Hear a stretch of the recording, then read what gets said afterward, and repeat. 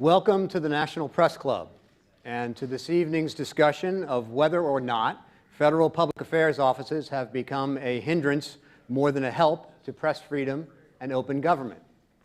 Or if you like, our shorter title, Hacks versus Flacks. My name is John Donnelly.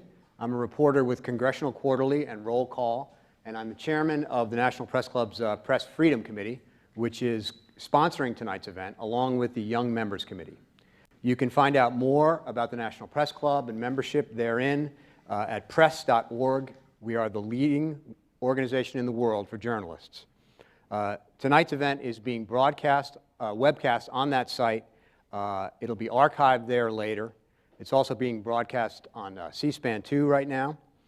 If you are following us on Twitter, the handle is @PressClubDC, and the hashtag is OpenGovernment.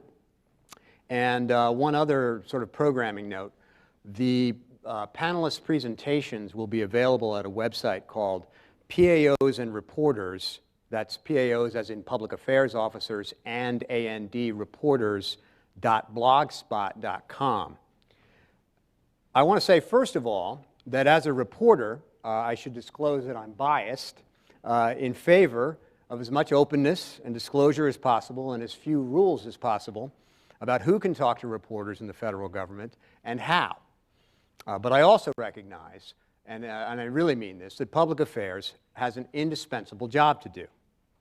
But I'd like to make a few comments just to set the stage for tonight's event. Our discussion tonight is about the growing and some say harmful role played by public affairs offices in the federal government. Now, the complaints that we hear from reporters are about widespread requirements that PAOs, public affairs officers, must be present during interviews, that questions be written in advance, and that only certain people can be made available to say certain things. And what is arguably most chilling to the flow of information to the public are federal rules, as at the Pentagon, that require employees to only speak to reporters through official public affairs channels. Now, the courts have actually sided with these rules. They have found that government employees don't have an unbridled First Amendment right to free speech when they're talking about official public information. There was a 2006 Supreme Court ruling. It was a narrow decision, 5-4, Garcetti versus Caballos. I may be mispronouncing that. But in any event, that was their ruling. So legally speaking, to a non-lawyer anyway, it doesn't appear that these rules are going anywhere. Now, sometimes, as I mentioned in the Pentagon, it's a hard and fast requirement, and there's implied disciplinary results if you're an employee who talks to reporters offline. But in many agencies, the rules merely encourage but don't require. But no matter which way it happens, the message seems to be that it's not good for your career to talk to a reporter offline, even if the subject isn't classified or proprietary. Now, a couple weeks ago, we had the former NSA official turned whistleblower Thomas Drake here at a press club luncheon. And he said that when federal employees are seeking to obtain or renew security clearances, and they're interviewed by investigators, one of the questions that they're asked, at least some of the time, is whether the employee has ever had unauthorized contact with a reporter. Not unauthorized contact involving classified or proprietary information, but any unauthorized contact. To a lot of us, that was disturbing because we thought by merely asking that question in that context, they're sending the message, intentional or not, that speaking to the press offline is forbidden and could even make you a security risk. Now, obviously, the Bradley Manning and Edward Snowden leaks have raised the temperature on this issue considerably, particularly in the security agencies. The no leaks message was made in a really hardcore way in a June 2012 Defense Department document. It was about a so-called insider threat program, and it was obtained recently by McClatchy News. And it said, quote, "Hammer this fact home. Leaking is tantamount to aiding the enemies of the United States," close quote. Now, if that was equally applied, there will be a lot of senior administration officials in this administration and previous ones that would be in a lot of trouble. But of course, it's not equally applied. The net effect of all this, it's a real deterrent to people speaking with the press outside of official channels. And let's face it, speaking to people outside of official channels sometimes has to happen, often has to happen, for the truth to come out, truth that we need to hear as Americans. Now, having said all that, let me be clear about a couple things. We reporters appreciate public affairs offices when they help, and they very, very often do. And I don't know anyone who wants to do away with these offices, and even if they did want it, it ain't going to happen. So that's not on the table for discussion here, just like the rules governing what government employees can say and can't say, their contacts with reporters, it's probably not going anywhere. Most reporters understand it's the job of public affairs to make sure that an agency's point of view is expressed coherently and that rogue voices are not confused with official policy.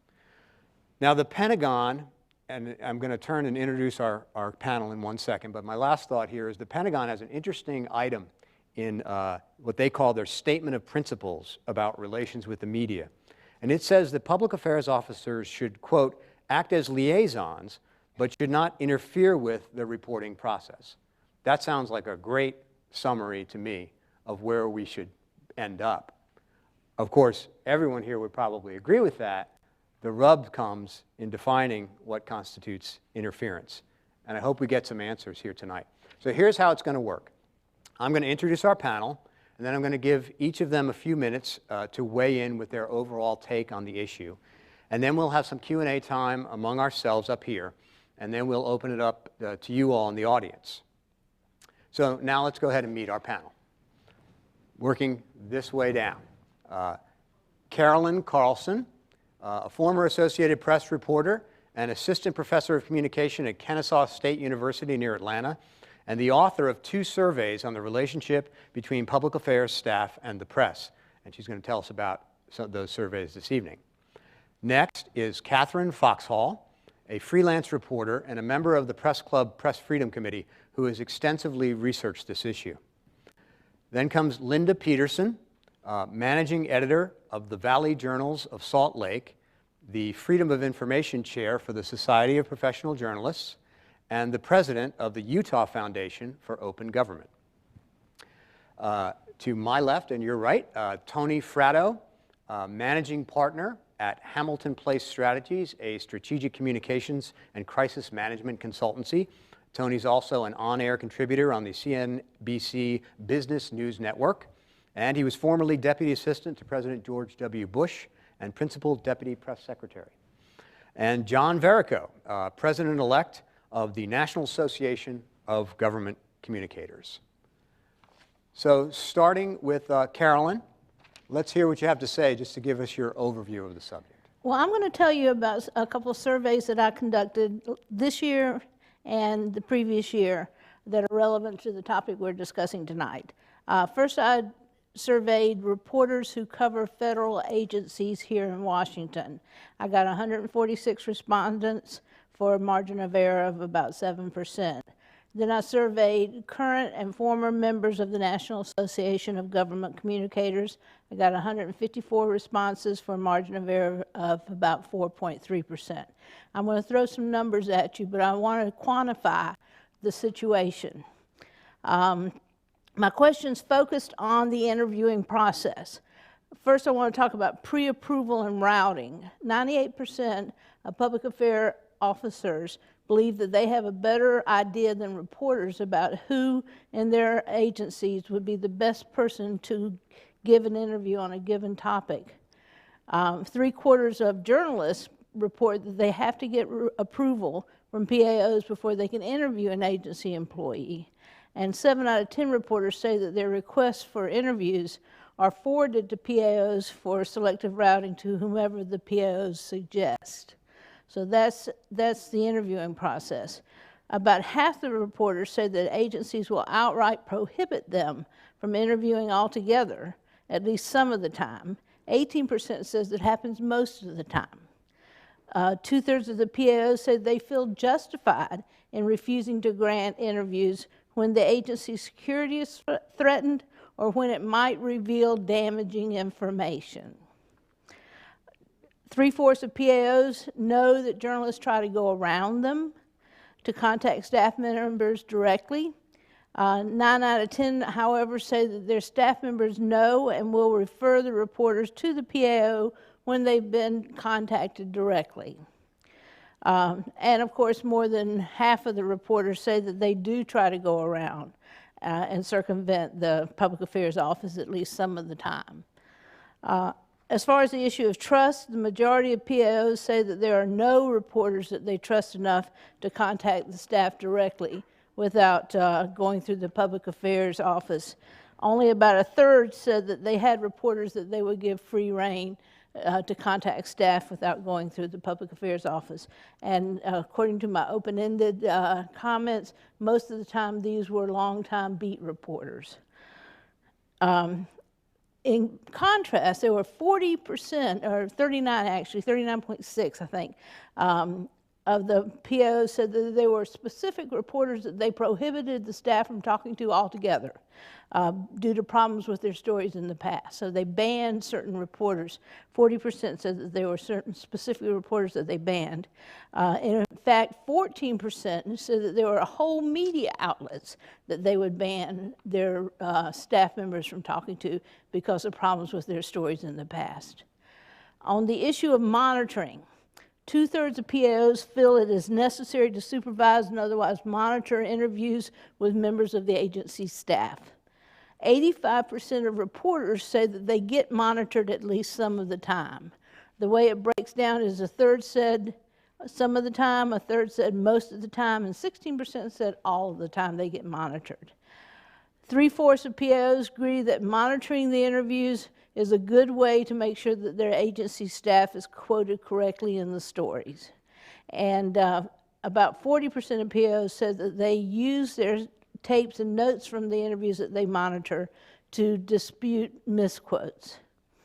However, only 17% said that they tried to require reporters to review their quotes with them before publication.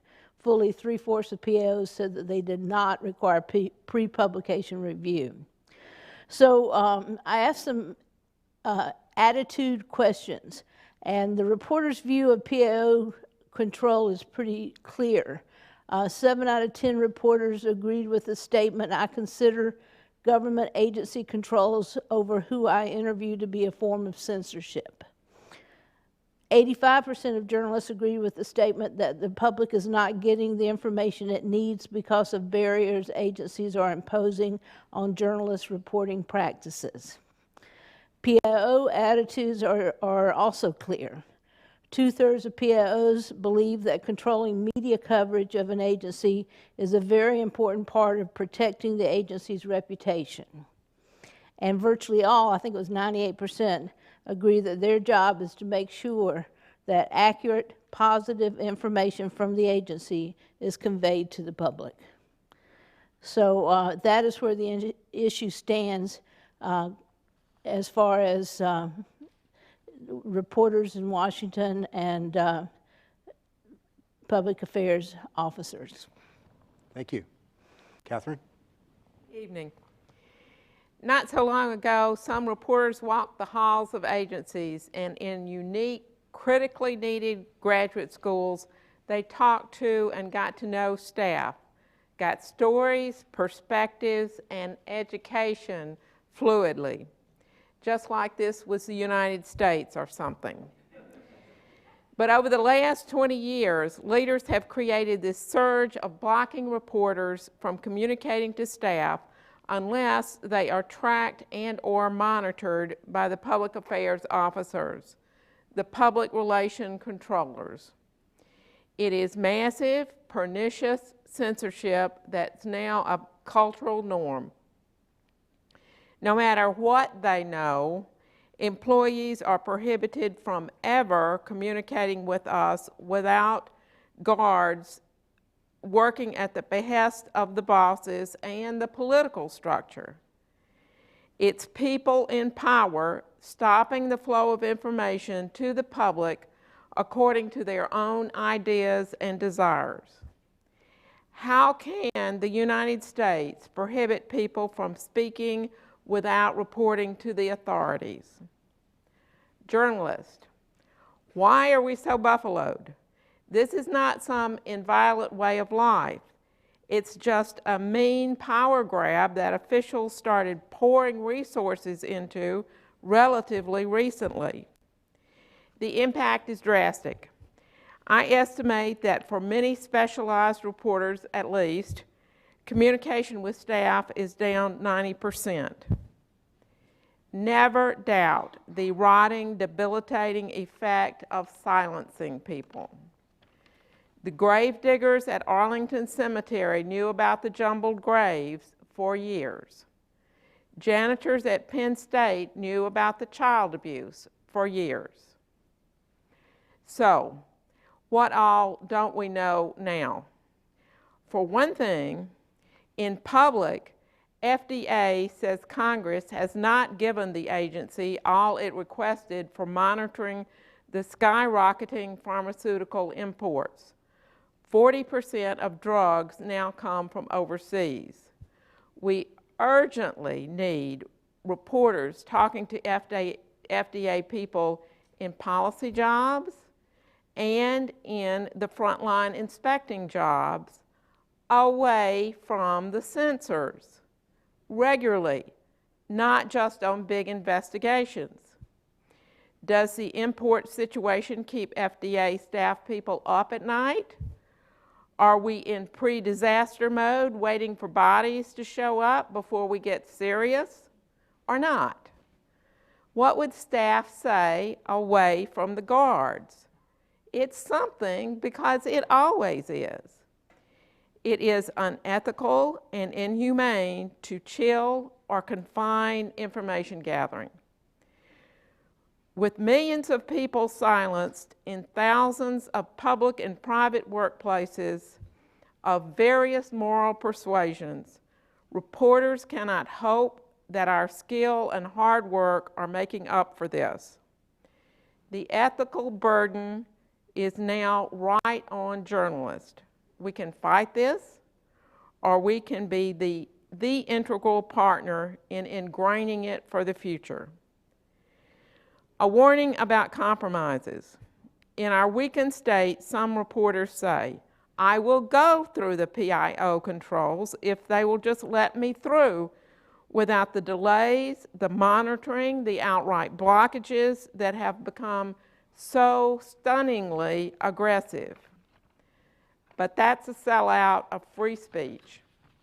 We will be passing on sterilized stories, muddling public understanding while lending power to an agency or a political administration. And we, ourselves, the reporters, won't see the difference. Finally, a question. Why don't we instead have tracking and monitoring of all the communications of all the agency leadership? Thank you. Linda? Catherine and Carolyn have both done a good job of portraying what it's like at the federal level. But I want to talk about a little bit more than that. Many of you may, in the frustration of your job here in Washington, D.C., thought, you know, maybe I should give it up here in D.C. and I should go to some little backwoods community where I won't have to go through all of this, where I can just sit down and chew the fat with the mayor. Well, I'm here today to tell you there is no such community anymore. These policies, these ways of doing business of government have not just trickled, but have poured down from the federal level to the state level to the smallest communities in our country. My papers cover 8 communities, suburbs of Salt Lake City, with populations anywhere from 10,000 to 100,000 people. And we deal with this on a regular basis. We can understand that at the federal level, there can be the reasoning of national security, there can be the reasoning of national policy. But in a small community of 10,000 people, it can get ridiculous. This spring, I called a small community park and recs person to find out the time of the local Easter egg hunt. He told me he couldn't tell me because he had been instructed not to speak to the press. Fortunately, I went round him and found out the time for those many hundreds of parents and kids who wanted to show up. We get to this point all the time in the smaller communities.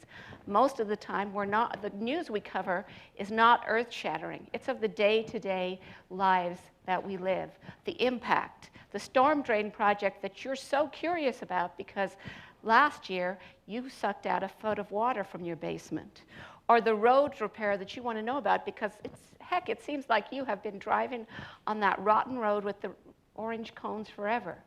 And these are the things that they are obstructing us to find out about. We're running into the same situations in our neck of the woods where they want the PAO to sit in with the engineer as they talk about road base and depth and things like that. Truthfully, I really don't think the PAO would have the first clue if the engineer screwed up and said it backwards.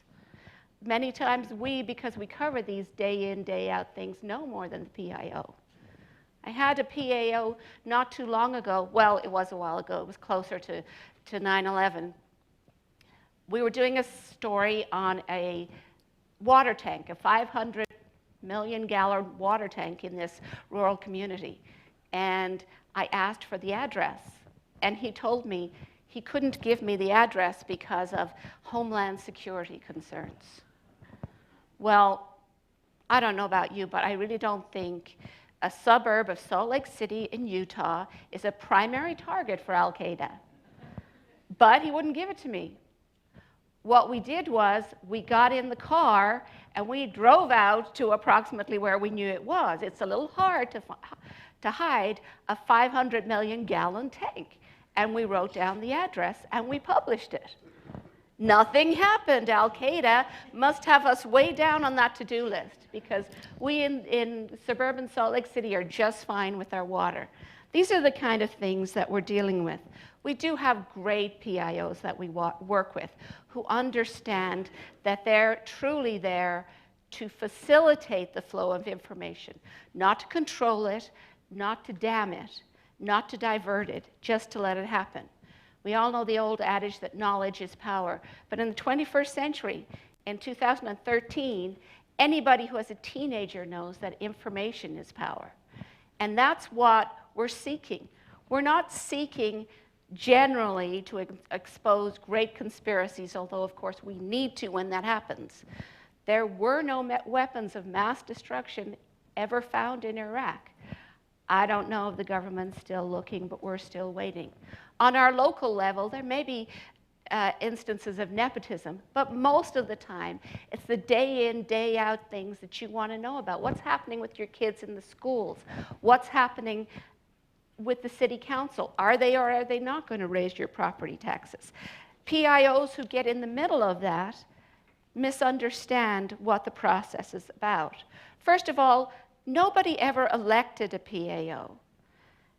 No PAO as yet has a formal vote on a city, state, or federal business.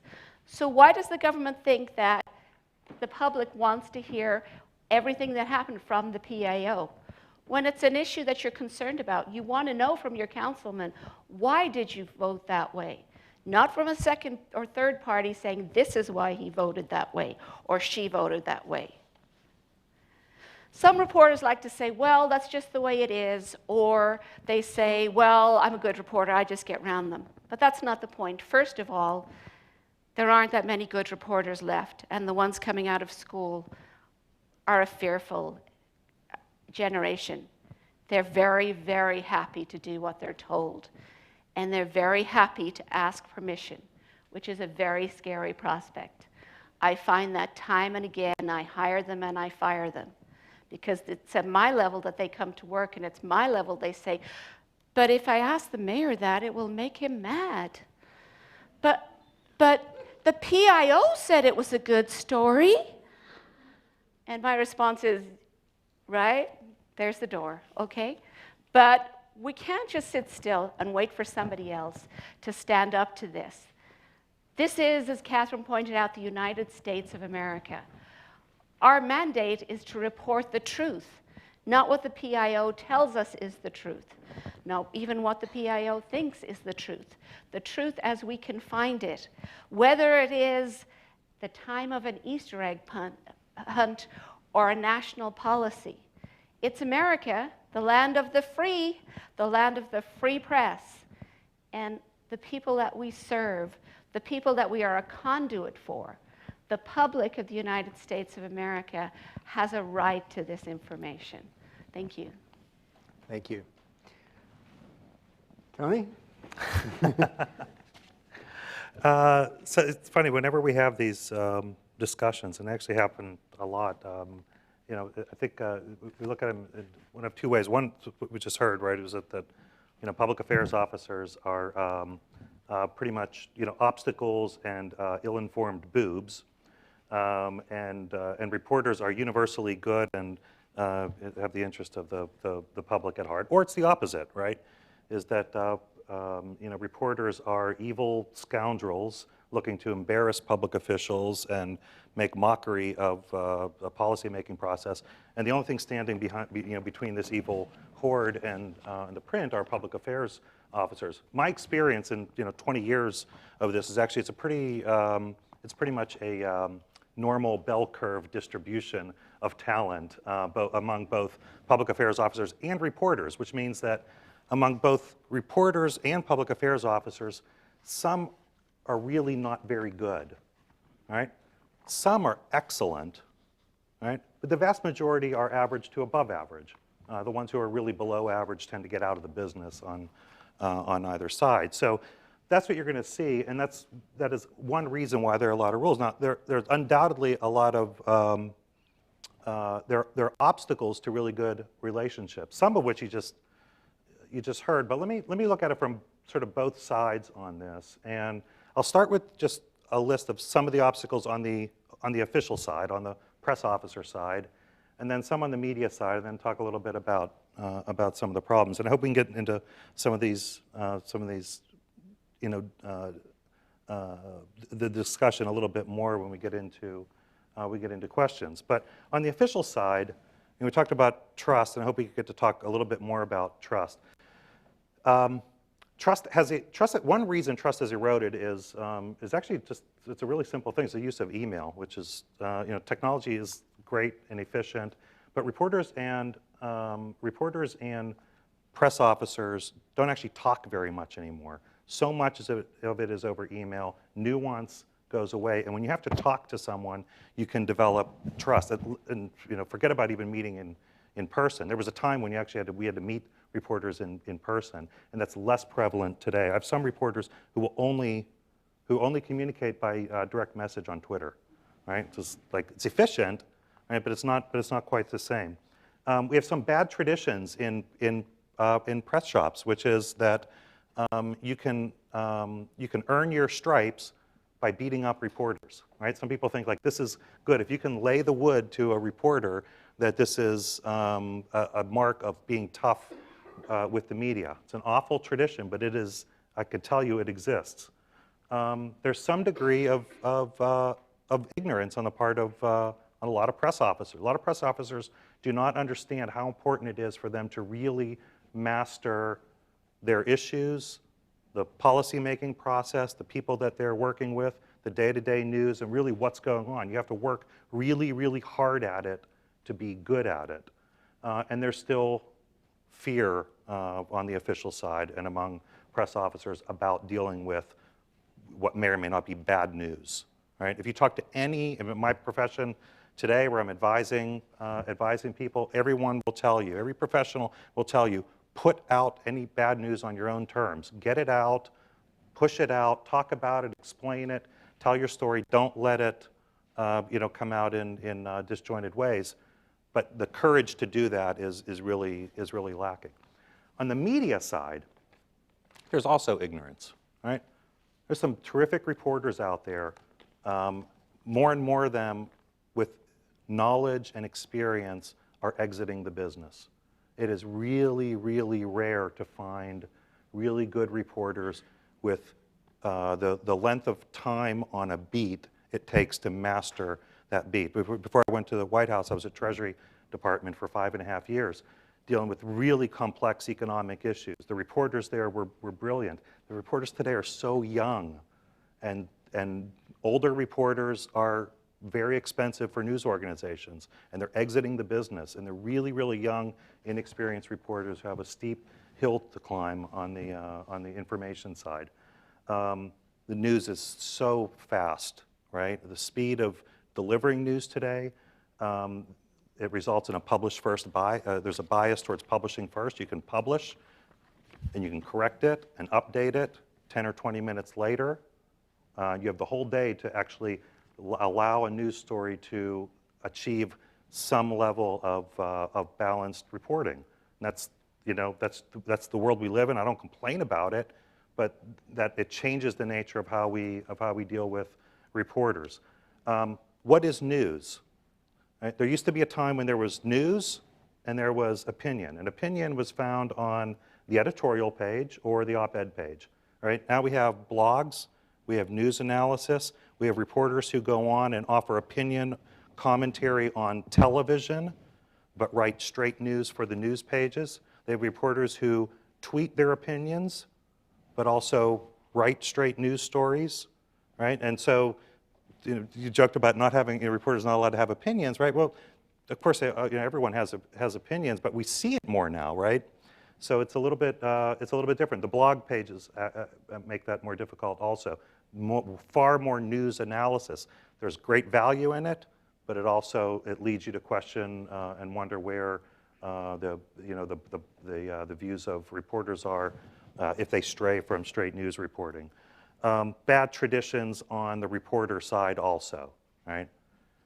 Too many times I've gotten that phone call at 4:30 in the afternoon for a story that's already been written, looking for the administrative response to the story, right? The administration's, what that really means is that we need your quote to put in the last graph of this story so I can hit the publish button, right? We can go back and look at how many times there is a quote from Tony Fratto. It's the last graph of a story. That's probably because I got a call at 4:30 in the afternoon saying that we're about to publish, right? It's an awful way to develop trust between reporters and public officials and public affairs officers. And finally, conflict makes for a much better story. Like, we know this, right? So if we're in the middle of the policy-making process, and Treasury has a view on, you know, because we're deliberating housing policy, and HUD has a different view, right? And what makes for a great story is reporting that difference of views. And what happens is that it's never reported as just deliberation or, you know, experts trying to determine what's the best policy. It's reported as a dispute between Treasury and HUD, and the inevitable search for a winner and loser in that. There must be a loser for every winner when policy is finally decided, right? That is not healthy for the policy-making process to figure, if you don't get your way 100%, to be labeled in the press the loser. It's not really good for having internal policy debate. So when there is trust, and I've had so much experience with really terrific reporters where there's great trust, where we can have great discussions on policy, it really works. It works really, really well. We've never turned down in my 8 years in government, especially my 5.5 years of Treasury, never turned down an interview. Never kept a reporter from talking to an official. All right, that's about as aside from having reporters actually in the room while we debate policy, that's pretty open, and had great relationships with reporters. It can be done well, but the rules are there for a reason. Not rules on reporters, rules on staff, and two big rules. Reasons. One is that there's an asymmetry in talent. All right. If John Donnelly, with his decades of experience, talks to a deputy assistant secretary at Treasury who has never in his life spoken to a reporter before, there's an asymmetry in talent. One is really, really good at his craft, and the other one isn't, and might not even know the rules of sourcing, doesn't know how to talk to a reporter, doesn't know what the traditions are in talking to a reporter. he can be helped by a good professional public affairs officer. The other is the asymmetry in knowledge. Right? A lot of public officials work in hives. They don't know what's happening in other parts of government. They don't know what was said yesterday by sometimes even the secretary of their department. They don't know what other stuff this reporter has been reporting on. That official can be helped by talking to a public affairs office and getting some guidance about what is the story, what is the reporter really after, why is he why does he want to talk to you, right? You can help that along. So those are two great reasons a press officer can help with them. And then just two final thoughts is that, as I said, the rules are for staff. They're not for reporters. I've never imposed rules on reporters. I have always in the past had rules with staff, and we can get into and explain why more about why I think that makes sense. But it's not. I've never taken it out on a reporter for calling, going around me and calling. The job of a reporter, as was stated, is to try to find information and to ask questions and to develop sources.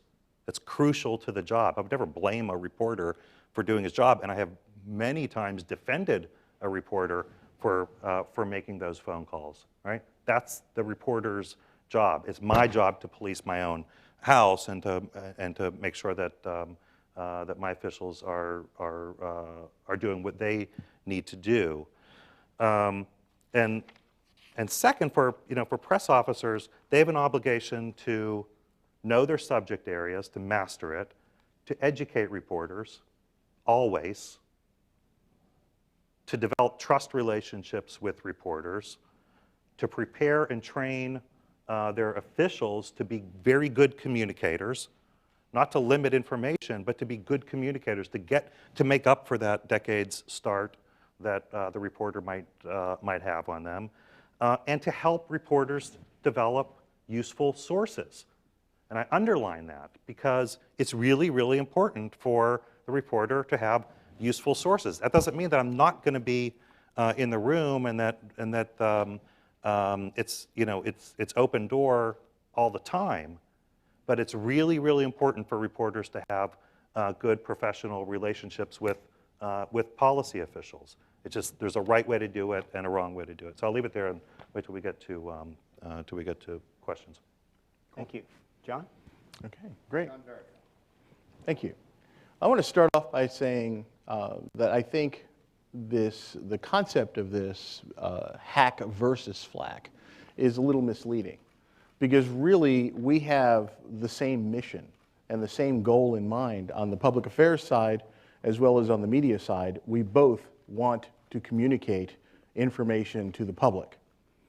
So we really are working toward the same goal.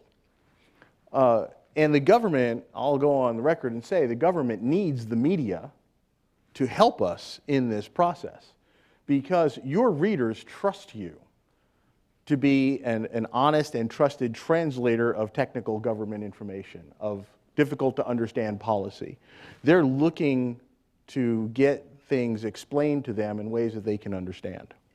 Your readers trust you to provide that information in an unbiased manner. And you have, because you have devoted readers or watchers or whatever, listeners, as the case may be, because of that, you can reach sectors of the public that we may not be able to directly target ourselves, which is pretty much everybody. When the government has websites, we've got social media and all those other ways that we communicate with the public, but we really do need to work well with the media in order to get our information out. So we've heard several people talk about trusted relationships, and I think trusted relationships are really the core here. And just like everyone has said, I mean, and trusted relationships goes both ways. You need to be able to trust that we're giving you the complete and accurate information. And at the same time, we need to trust that you're going to take that information and you're going to use it correctly and in good faith and within the context which was intended. Now, I have been in this field 32 years, and you're supposed to gasp in disbelief at that. Oh, you're too young for that. But I've been doing this for 32 years, and in that 32 years, and all the thousands and thousands of reporters that I've worked with, I can count on one hand 4 times when a reporter has intentionally misused the information that I provided. Intentionally. There's always mistakes, there's always stories that come out and they are negative in tone because that's the way the story was. But as far as actually intentionally taking the information and using it in an improper manner, I can count only 4 times in thousands and thousands of reporters. That tells me, in general, I can trust you guys. What I'm hoping is that you have all felt over these same 32 years that I'm also trustworthy. And I strive to work toward that. And I think a great majority of public affairs officers do strive for that goal. I'll tell you now, and we had some side conversations earlier, the landscape of journalism has changed in the past several decades. When I first started years ago, there were more specialized journalists. There were more beat reporters, not just dedicated to the government beat, but dedicated to specific subject matter. I was talking to folks from the Environmental Writers Association earlier, and the Tim Wheelers are gone now. There are very few folks that have been on the beat writing those kinds of stories, environmental stories in that particular case, for decades. Back when I used to work for the Maryland Department of Environment, I used to work with Tim Wheeler all the time at the Baltimore Sun. He had been writing environmental stories for decades.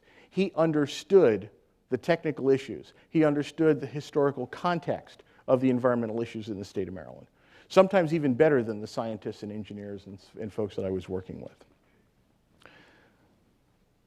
Over the decades, the landscape has changed, and we're seeing fewer, and it's more expensive to keep these seasoned reporters and these dedicated reporters. So we're seeing fewer reporters that are that dedicated, and reporters that are more general assignment. And that means that you guys, you reporters, have to run around and cover a variety of different topics. And you don't have the time to spend to learn the detail. You get enough detail that you need for your story, but there's only so much that you can do when you're general assignment. So there's an education factor now that has to be built in. We have to, and this is where the public affairs officer comes in, is we help in that translation to provide that historical context, to provide that technical context, and explain it to you as best as we can. I'm not saying you, everybody. There's some seasoned folks here too. But these are the important things to understand is as we watch this landscape change, there is a lower factor of trust of working with reporters who don't necessarily have the background or who don't have the time to do the research other than what they can quickly do in a Google search. So back when I worked with folks like the Tim Wheelers of the world, I could trust Tim Wheeler to call the scientists directly and talk at a very knowledgeable level between them. When the new reporters came in who were general assignment folks, they didn't have the understanding of the environmental context. They couldn't do that as well. And so I needed to be there kind of to help to be that translator. Now, over the 32 years of my career, I've primarily worked, I've worked at federal level, I've worked at state level government, I've also worked in the military. And over those years, I'll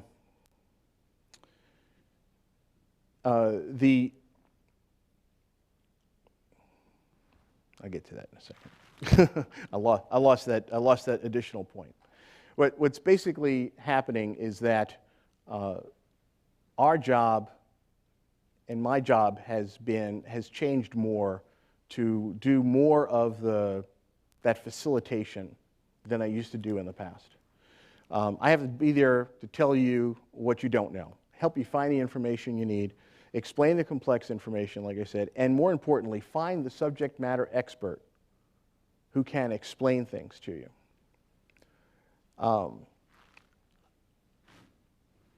Tony, you mentioned working in hives, and it's so true. A lot of our subject matter experts are micro-focused. And the point I was going to say about the 32 years, in most of that career, I've worked with scientists, engineers, and cops. And none of them speak in plain language. And so they may be experts in their field, but they may not know how what it is they do in the lab, on the street, whatever, affects a larger policy, or how something might be implemented outside of the lab. That's the context that you're looking for, because most of the time, a reporter doesn't want to know the gee whiz science that's happening in the lab. They want to know, how's this really going to affect things in the real world? So the other part of this, too, is subject matter experts, the government officials, are frequently afraid to talk to the press. And it's not because of the dire consequences of possibly, getting in trouble, but they've heard reports, and they've seen reports over the years of misquotes. And they've heard the nightmares, oh, they took that out of context. They got my story wrong. Or a perfectly well-balanced story comes out, but it wasn't a positive story. So that, to them, is a nightmare. Well, they put down my program. No, they didn't. They told the balanced side. Well, why did they talk to that guy? He's on the opposition of it. Well, that's your job, is to give that fair and balanced story. So the government officials don't really recognize the fact that a balanced story is as good as we're going to get. And again, that's our job. I have to tell you, as public affairs officers, believe it or not, you may think we're the bad guys, but we are normally advocating on your behalf internally. We're the ones who are convincing the officials they should talk to you. We are the ones who are helping to get the subject matter experts, the scientists, the engineers, the cops, comfortable with being able to get out and get in front of a microphone or get in front of the camera and actually talk to folks. We help to keep the subject matter experts focused. We help to provide the context. We follow up on the interviews to give you the information that's going to add to your understanding of the story. And we ensure that you, when you walk out of the office or when you hang up the phone or at the end of the send, you have every bit of information that you need to write a complete story. That is our goal. Now, another thing you're probably not going to believe, and I come from a DoD background. I used to work in the Navy. I was active duty Navy, and then was in the reserves for 15 years. But the military public affairs folks are trained to the maximum disclosure, minimum delay. And I've always worked under that, and a lot of people do, and not just in DoD, but they actually take that to heart in a lot of government agencies at the federal level, state level, and local levels. Really want to get out as much information as they possibly can with the minimum amount of delay. Now, where do the delays come in? The delays come in because before information can go out, we've got to make sure it doesn't violate one of four things. And there are four caveats. One is, and the boundaries, and it's security. Obviously, we don't want to reveal information that's going to violate security. And just for your understanding, security and damaging information are not necessarily the same thing. And Carolyn and I had a discussion about that on one of our interview questions, that we should have probably broken that out into possibly two separate questions, because damaging information has nothing to do with security. Damaging information, damaging to your reputation, has nothing to do with whether or not you're damaging security. So security is the first concern. The second is accuracy. We want to make sure that what you're getting is absolutely correct. The third is policy, and it also includes privacy. And when I say that, the government, just by nature of what we do, has access to a lot of private information. We get business-sensitive information from industry. We get personal identifying information from people who are applying for services. There are all sorts of things where those kinds of things come into play. And it is government policy not to release the names of the injured before their next of kin have been notified. And things like that. So those policy things. And then the final thing is propriety. And that's to make sure that we are not out there absolutely insulting the sensibilities of the public. So those are the four things that we're looking at when we're screening information before we give it to you. We're making sure that it meets all those criteria. And that's the important step that's happening behind the scenes. I'll tell you now, again, trust is a mutual thing. And we need to be able to trust each other. You need to understand where we are. We need to understand where you are. I'll ask you, if we get to the advice thing, and we can probably get to that later, but I'll say now, don't hide your agenda. When you give us a call, tell us what you're really writing. Tell us what the story is really about. I had a reporter call up and ask me a question about standards for technology. Okay, why did you want to know about the standards in X-ray technology? Well, he really wasn't writing about standards for X-ray technology. He was writing about standards in general and how they're applied in industry. He was using that as an example. Well, because in our interaction, he finally opened up and told me what he was really writing, I was able to give him an enormous story on standards and how they're applied and how they're set, instead of just micro-focusing on the initial question, which was writing about the X-rays. So tell us what you're really writing about, and we can help you better. And don't automatically assume that the government is evil and we're hiding stuff, because that is not the case. The journalists have a code of ethics, trust but verify, but also not to violate the truth. Just as well, the government public affairs folks, believe it or not, we have a code of ethics. And that code of ethics from the National Association of Government Communicators, I'll tell you what we believe, that truth is inviolable and sacred, that providing public information is an essential civil service, and that the public at large and each citizen therein has a right to equal, full, understandable, and timely facts about their government. And I'll tell you now that at the federal, state, local government levels, public affairs officers take this to heart and really do strive to uphold the spirit of those ethics. Okay, thank you all. So is there anything that was said on this side that you all didn't get a chance to include in your comments that you want to touch on? Or is there anything that you want to talk about in terms of, we had talked about perhaps starting with a discussion. It seems like you did a pretty thorough job of going over how media and public affairs officers interact. But is there anything you want to add, either of you, in terms of, for example, this what I think is the core of the debate, which is the requirement in many agencies that officials only talk to reporters through the public affairs offices? Yeah, I think it's well, two things. One is that there was some comment about that it is it's censorship or restricting freedom, and if there isn't some line drawn. Look, I'll never excuse the bad practices of particularly poor public affairs officers. Right, there are a lot of them out there. I don't excuse poor some of the poor work by reporters either, and I know none of you do either. But unless the we're not going to have the reporter in the room when policy deliberations are taking place. No one would expect that.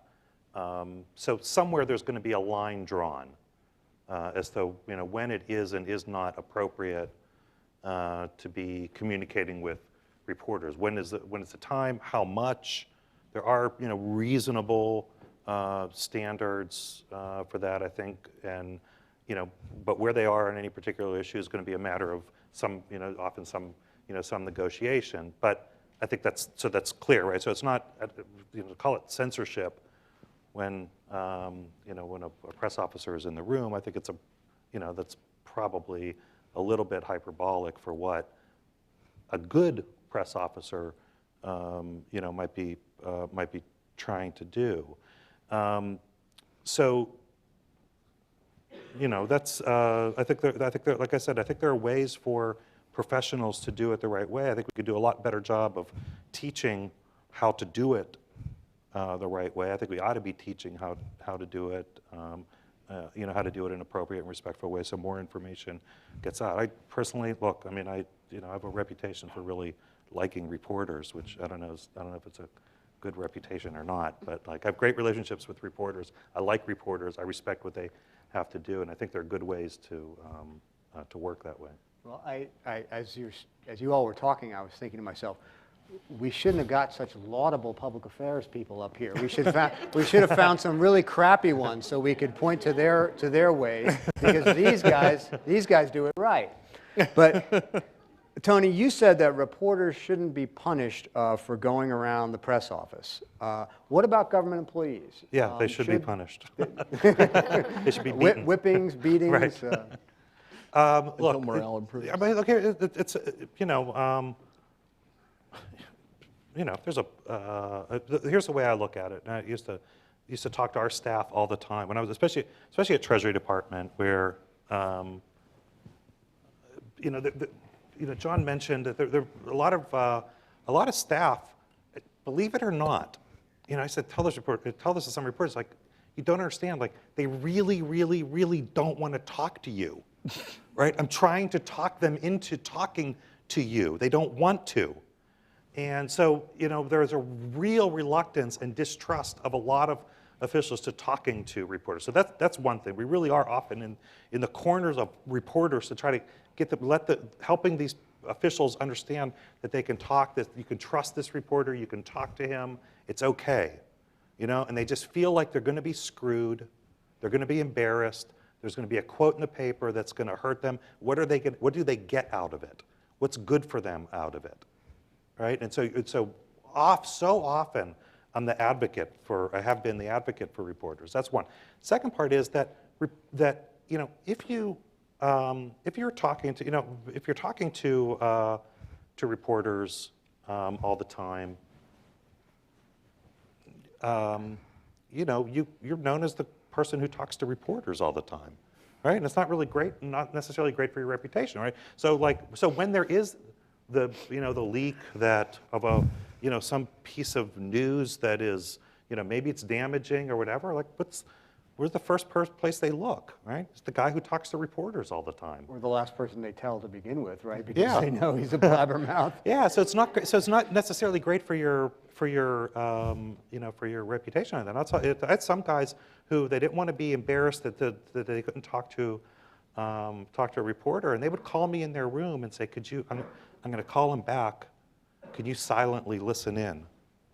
Right? And some of you reporters don't know this, right? But there are times you thought you were talking to someone without someone listening, but they wanted someone there to help to listen to the conversation, so that they know that they could be helped along in it. If I can add to that, they want a witness to the fact that they didn't say what showed up in the paper. Yeah. Okay. But there are definitely people who don't want to talk to reporters. There's no question. But then there are also people who might want to talk to reporters. And so my question remains, do you two agree with the rules that are on the books in the Pentagon, for example, that say that those people, if they talk to reporters outside official channels, should be subject to disciplinary action? I think in the national security agencies, I think it is a different standard than in other agencies. I think it's a different standard sometimes if you're dealing with market-sensitive information. Mm-hmm. You're not going to have an open book on market-sensitive information, and so that I think that should be subject to to some form of discipline. I do think there are different standards and different obligations with the level of information that you have. Absolutely. Yeah. Okay.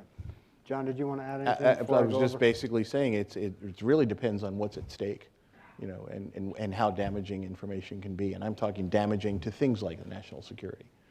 Okay. I would like to elaborate on a couple of things, and it was said, I think, earlier that a good reporter will go around the PAO, and that's assuming that if you work through a PAO and you work through channels, then you're not a good reporter, and I don't think that's the case. I mean, I think what defines a good reporter is the ultimate quality of the accuracy and the balance of the final piece. And so whether you go through official channels or you go around the official channels has nothing to do with whether or not you're a good reporter. It just depends on really what it comes down to is how well you trust your source and who you're looking at for your source. Well, I would disagree with that because I think that obviously good reporters work with public affairs people. But if a reporter is stymied by a public affairs person, a good reporter will go around that public affairs person and will try to find the information in another way. Don't you agree with that? Well, we expect that you're going to do that.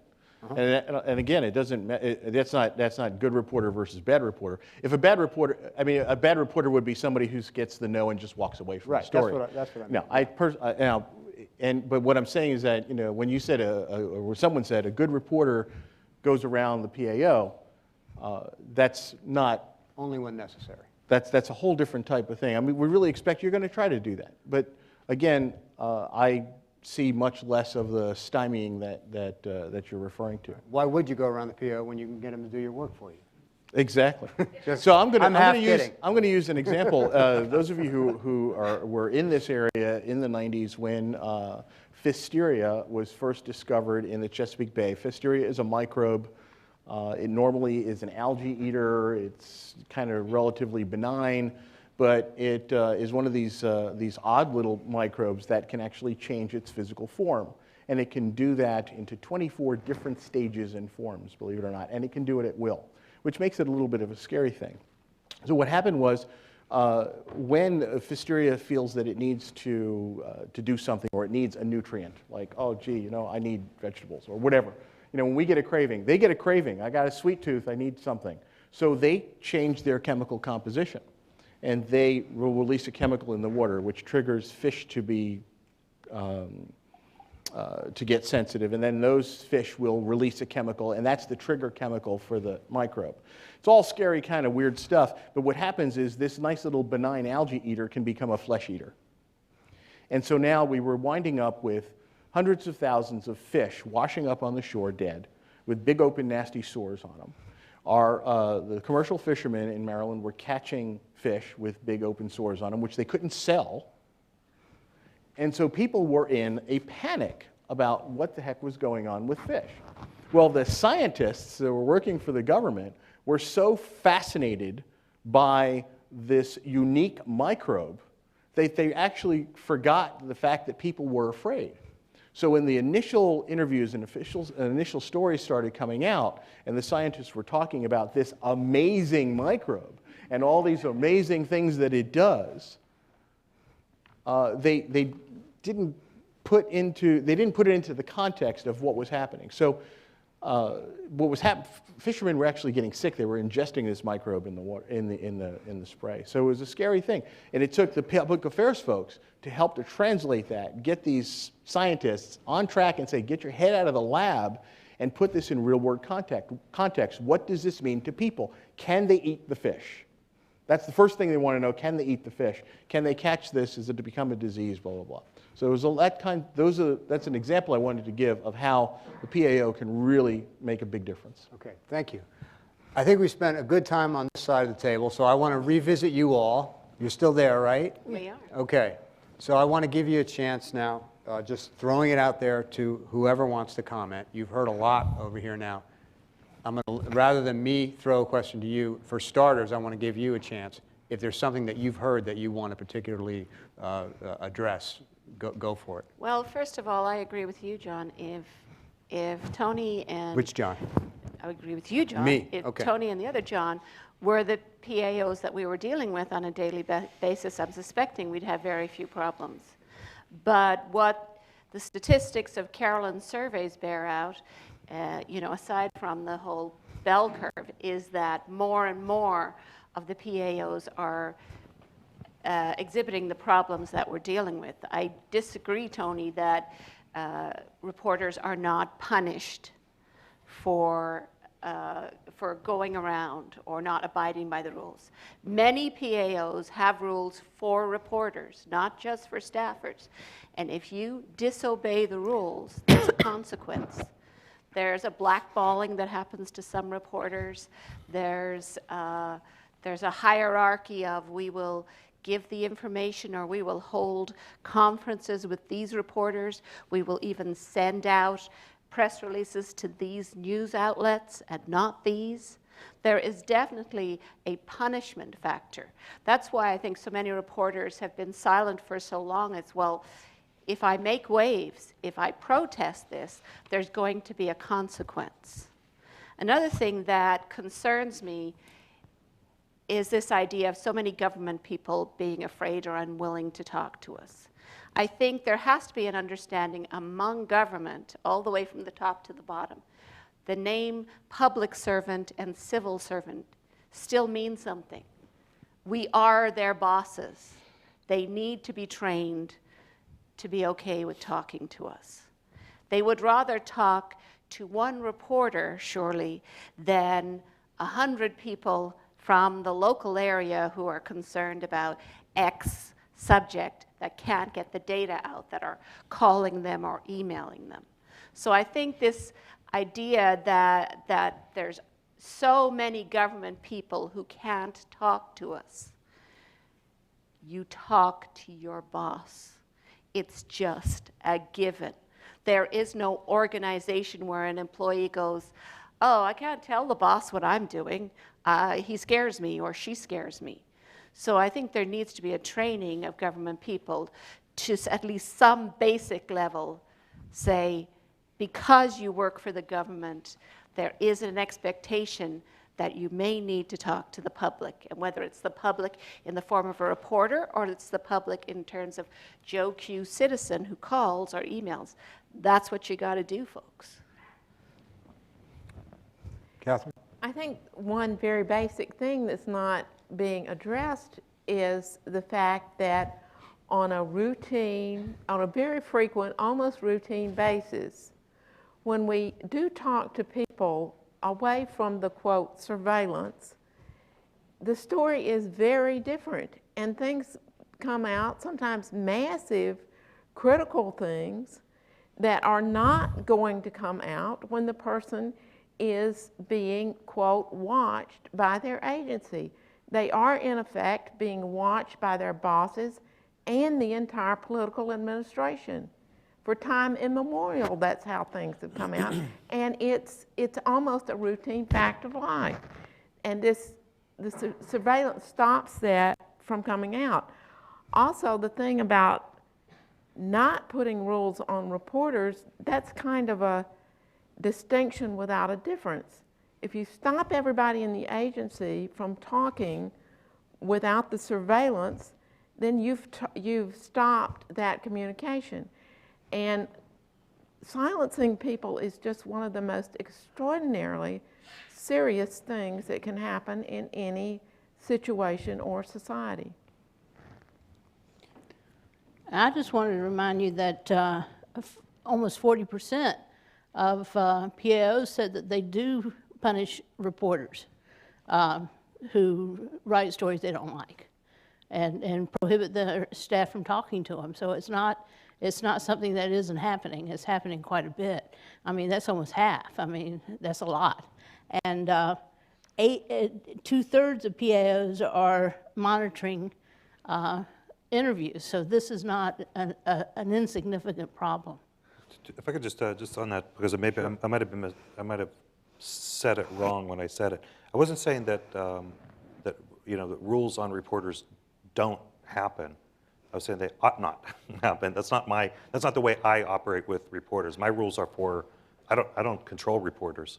Reporters work for other people. They don't work for me. So I never except for sort of standard rules in a press conference, right? I mean, and normal sourcing rules that we agree to. If we agree on a sourcing, right, then we hold each other to that sourcing, and I think those rules are sort of mutually binding and beneficial. And also on the accompanying officials to reporters, whether it's you can call it surveillance or whatever, and I could tell you my view, it ought to be 100%, not 40%. I don't see it as a bad thing, and I also don't see it as necessarily chilling of information. There seems to be a presumption that if a reporter is asking a question, they're entitled to all the information that an official has to give. And that is an extraordinary presumption, that all of the information is open to reporters. It's never been a tradition of government at all. There is going to be some judgment involved, and some information is not appropriate for dissemination at the moment a reporter happens to be asking the question. That's nefarious, it's not censorship, it's not anti-democratic or a violation of the any of the amendments of to the Constitution. It's just some matter of common sense in the middle of a deliberative discussion, or sometimes an official doesn't actually know whether it is appropriate to divulge some information because it may be actually illegal for him to divulge certain information if it's a national security issue. So the presumption that it's open kimono when anytime a reporter asks a question it's an extraordinary presumption. But don't you think that the presence of a public affairs officer in an interview would lead someone to potentially varnish what they're saying or not say something that it's appropriate for them to say, maybe that's critical to get out there? You don't think does it have any effect? Or? Yeah, no, it absolutely can definitely have some impact. Absolutely. Okay. And by the way, you did not misspeak earlier when you said that you did not think that there should be retribution for reporters. You didn't say it doesn't happen. So just I heard you, and you said it right. I was going to say, more often than not, having the PAO in the room ensures that some information does get out.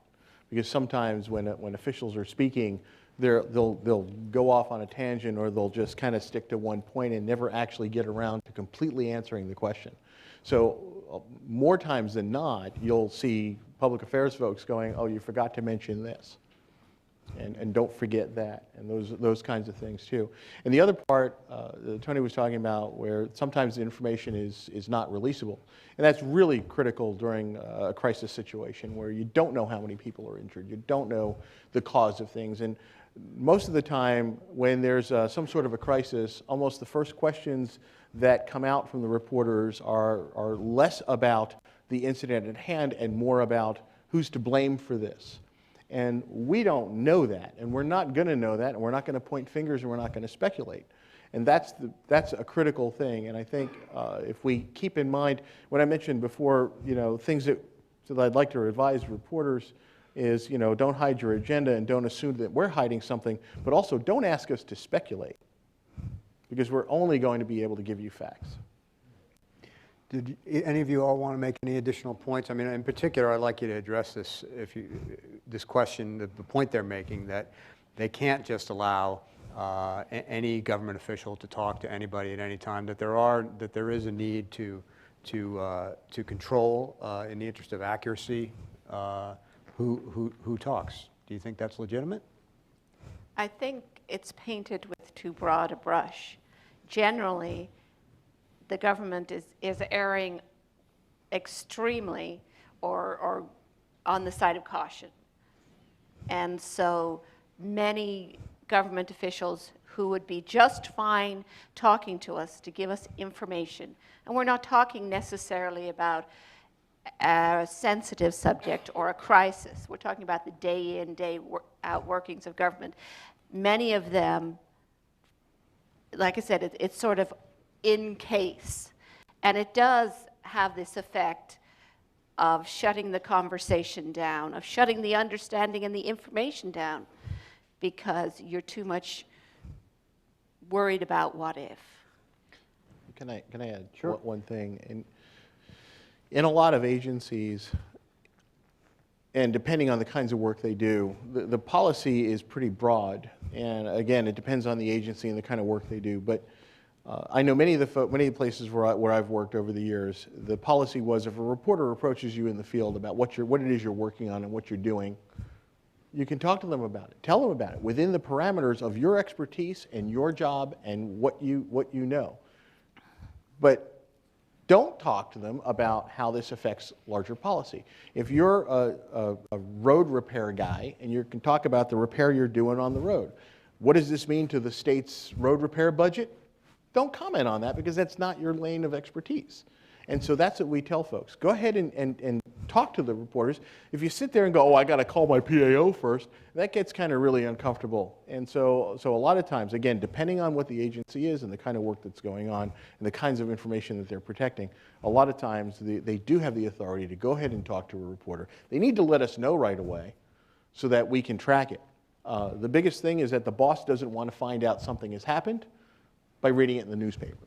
Can I tell you something on this? For public affairs officers, if you're any here or watching on TV, more than ever before, I think, is you have you just have most of the bad, quote unquote, bad stories I've ever dealt with are usually because there wasn't good communication between the public affairs officer and the reporter who didn't have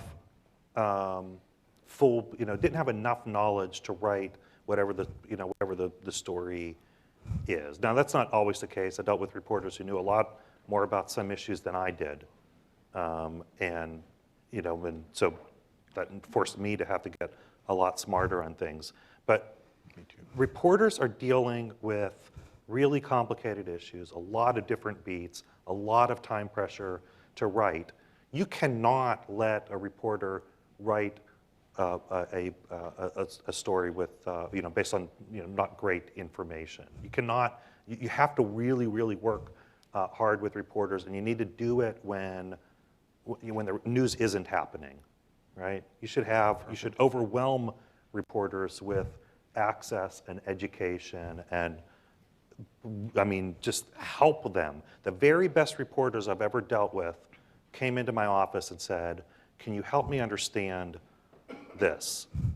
And spent a lot of time just talking and just trying to help understand. Not when they're not writing a story, right? And come in and say, "Can you help me understand this? Can I talk to this person?"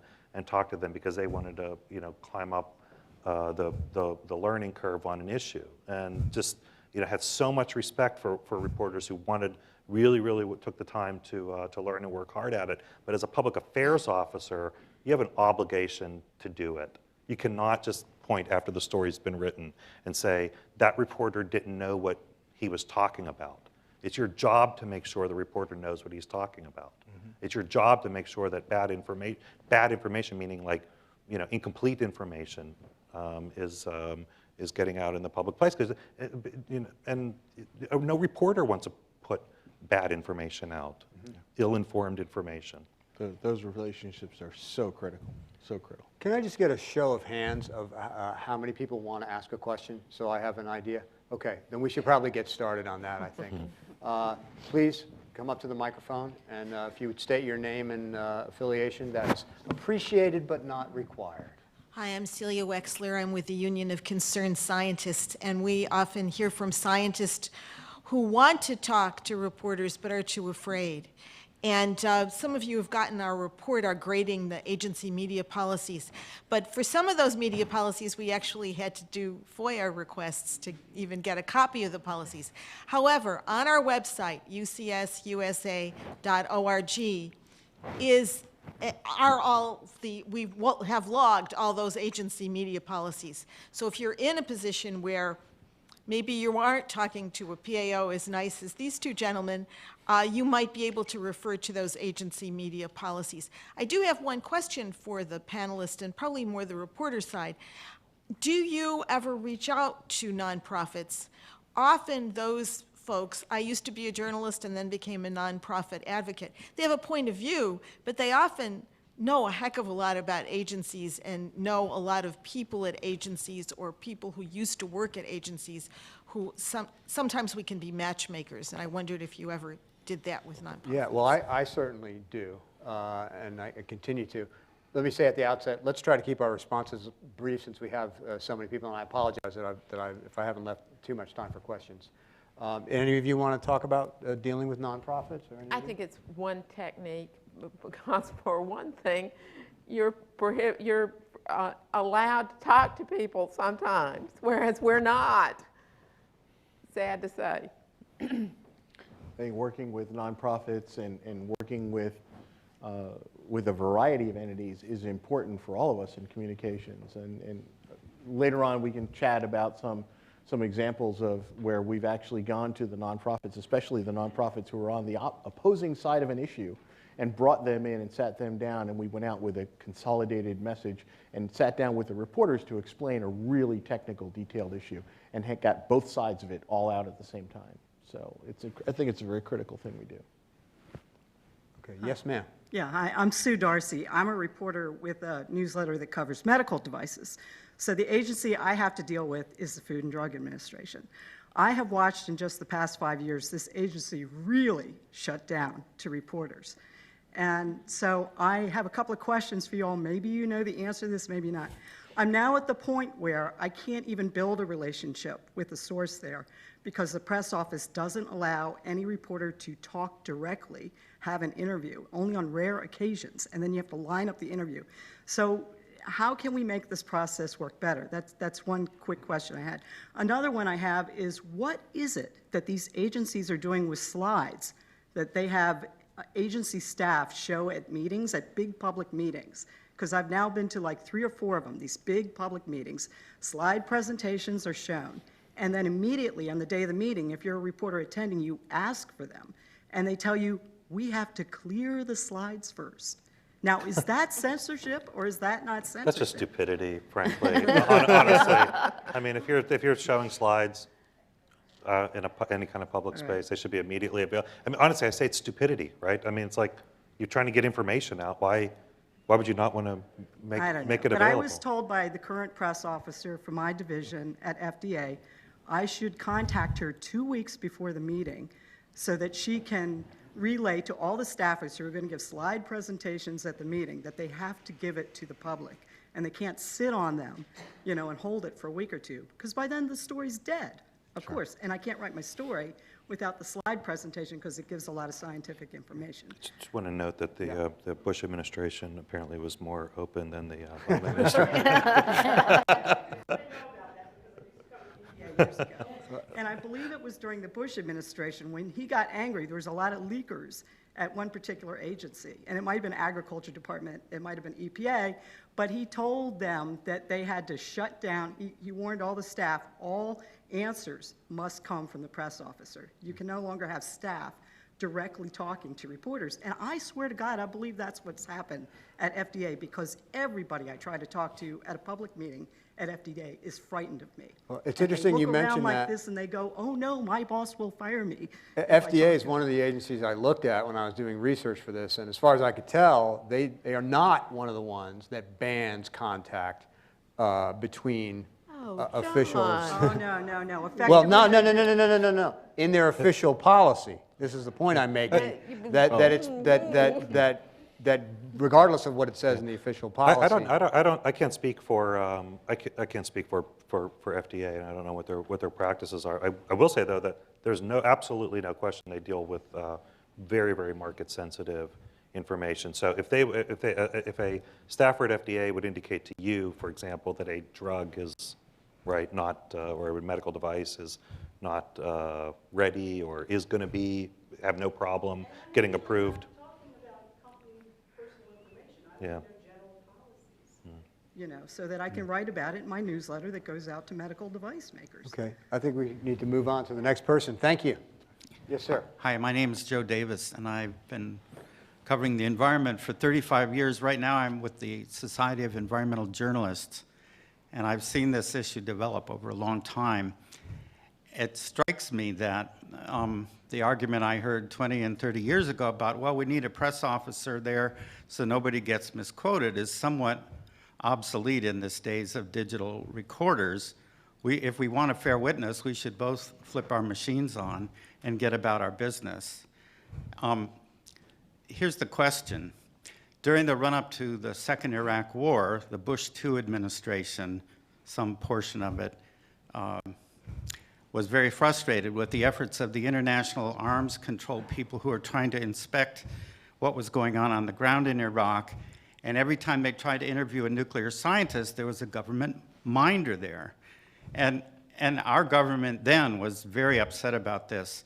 And I even I found a link, I don't have it with me, to a statement by a government spokesman. Well, this is ipso facto evidence that they're trying to hide something. And on the basis of that, we went to war. Turned out they didn't have a nuclear weapons program to speak of. So the question is, if our government once was justified in not trusting the Iraqi regime because of minders, why should the American people not be justified in not trusting the government, that can't let its own scientists talk about scientists without a minder present? I have a feeling that question is directed to Tony Well, and John. yeah, but yeah, that's the question. Okay, thank you. You guys want to take a stab? Well, I mean, look, I'm not going to relive all of the press operations at that time, and I was at Treasury Department at the time, so I really wasn't in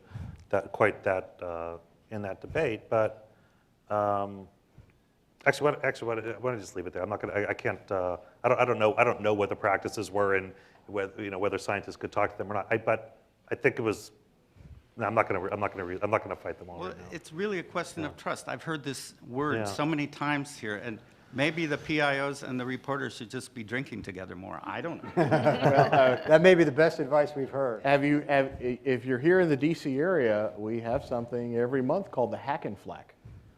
So I mean, that's an opportunity where we should be going to this thing and rubbing elbows with each other when there's not a crisis and there's not a story and everything is off the record and it's just let's go and have a casual chat and maybe a beer and a piece of pizza. And that's really where the relationship building, a lot of that happens. Yes, sir. Hi, my name is Sean Riley. I'm a reporter with Federal Times. We're a privately owned publication that covers the federal government, so we deal with a lot of different agencies, a lot of different PAOs. A quick aside, Tony, I totally agree with you what you said about electronic communication, email eroding trust. I would also add, though, there are a lot of agencies that will not deal with reporters on any basis except email. And actually, there was an employee, you probably know her at Treasury. Drives me crazy. Yeah. Who, well, one Treasury employee, I think she's now retired, but she sat on her phone voicemail. She hadn't answered. She doesn't check her messages. You send her an email. So to get to my question, though, one frustration I found is in covering the government is a lot of PAOs, and I'm asking this in the context that you both enunciated of principles, essentially, that PAOs should follow, that they're political appointees and that their only background or qualification for the job, and this is true for the Obama administration as it was true for the Bush administration, is that they worked on the campaign. And should that be allowed? Look, I think you want to try to find talent where you can and try to match it up for those jobs. I think there is it said that the public affairs offices aren't elected. They actually do work for the people who are elected, and they're answerable to them in the cases where they are political appointees. I was a political appointee. So I think I don't think you could change the whole structure of government that way. I would encourage any administration to try to find best talent for these jobs because I think they're critically important. On the email thing, though, I'll tell you a story. I did get into a fight with Bloomberg at one point when I was at the White House, where they started this policy. It drives me crazy with flacks that will only communicate on email. I think it's awful, right? But there are times when you're in a meeting, and Bloomberg reporter would email, and they'd say, ask for a response, and I'd be in the middle of a meeting in the Roosevelt Room, and I would respond to them, and they started publishing, said in an email response. And I got very angry with them because I'm never afraid to talk to reporters. And I said, I said, first of all, why don't you write, said in response to an emailed question, which they never would do. But then I said, look, when you publish it that way, it looks like I'm afraid to talk to you. And so you're noting that it was an emailed thing, and it affects my reputation. As I'm obviously happy to talk to you at any point in time. But if you want a timely response, I may have to email you, and you shouldn't embarrass me for emailing you. And they said, well, it's our policy. We have no choice. And I said, well, good. I said, here's the way it works. I said, when AP and Reuters, if they email me during the meeting, I'm going to answer them. I said, but if you want your reporters to wait until the meeting's over and I can get to my desk and pick up the phone and call you back, that's fine. You're just going to get the news last. And so they changed their policy and accepted my emails without noting the embarrassing said in an email. Okay, we have less than 2 minutes left, and I apologize to the people who aren't going to be able to ask their questions, so this will have to be the last one. My name is Andy Walquist, and I came here out of curiosity. I've been a member of Sigma Delta Chi since 1963. I was arrested twice by the Utah Highway Patrol and by the judge for refusing to leave a meeting because it was an open meeting and they said they were going to talk about stuff that they didn't want me to know about. So I have a history of freedom of information, and I would say a pox on both your houses, because if that's the case, and I read Sigmund Edelkai's Quill magazine, I don't think the mainstream media, and you're part of that, do anything to talk about the treatment of the media and how information may be withheld or how freedom of information is being denied as a Fourth Amendment right.